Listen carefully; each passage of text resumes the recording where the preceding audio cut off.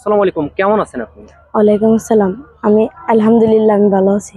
এই যে আল্লাহর কাছে শুকরিয়া করি যে এই বিশ্ব ইজতেমার ময়দানে এসে আমার খুব ভালো লাগছে যে বিশ্ব ইজতেমা শুরু হওয়ার আগে যে আমি এখানে এসেছি, এটা আমার সৌভাগ্য। কোথা থেকে এসেছেন আপনি? আমি সুনামগঞ্জ জেলা সুনামগঞ্জ থেকে এসেছেন? জি সুনামগঞ্জ থেকে এসেছেন কি এই বিশ্ব ইজতেমার ময়দান দেখার জন্য? জি। এই দেখতে পেরে আসলে কি কি দেখলেন এখানে? অনেক কিভাবে সাজানো হয়, কি ব্যবস্থা নেওয়া হয় সেগুলো দেখলাম।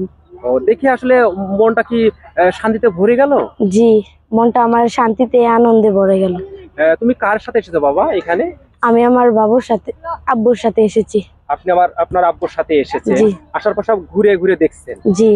ও, তা এই তো বিশ্ব ইজতেমার ময়দানে তো নারীদের আসার কোনো ব্যবস্থা নাই, এই ব্যাপারে কিছু বলার আছে আপনার? অন্যান্য ওয়াজে তো নারীদের ব্যবস্থা আছে, পর্দার ভিতরে থেকেও তারা শুনতে যায় পায়, কিন্তু এখানে তো কোনো নারীদের ব্যবস্থা নেই। সেটার জন্য আমি খুব লজ্জাজনক। যদি ব্যবস্থা থাকতো তাহলে আমার মা বোনেরা ও হাজার মা বোনেরা এখানে এসে তাদের মনের আশা পূর্ণ করতে পারতো। ওয়ালাইকুম, কেমন আছেন?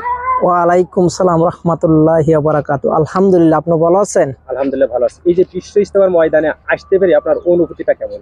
খুবই আমার অনুভূতি খুবই ভালো লাগছে, খুবই আনন্দিত। এরা কিন্তু কখনো এই বিশ্ব ইজতেমার ময়দানে আসা হয়েছে? জি না, আসতে পারি নাই। এবারই কি সর্বপ্রথম? জি, এটারই হচ্ছে সর্বপ্রথম। এই জায়গায় আসা আল্লাহর একটা রহমত। আরো আশা করছি আমি যে সময় হয় এ সময় আমি এখানে আসবো, সকল নিয়ে মুরব্বী নিয়ে সকলকে নিয়ে আসার জন্য আমি নিয়ত করছি। আল্লাহ দুদিন সহি করে পালন করে। আমার বাড়ি সিলেট বিভাগ, সুনামগঞ্জ ডিস্ট্রিক্ট, ধর্মবাসা থানা।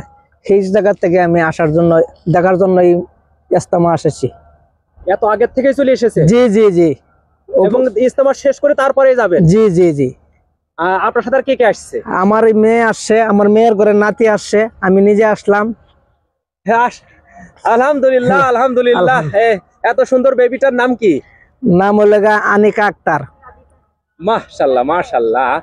তো এই যে এত বড় মাঠ কি এত বড় মাঠ কি আর কখনো দেখার সৌভাগ্য হয়েছে কিনা? না না না, এই প্রথম আমার সৌভাগ্য।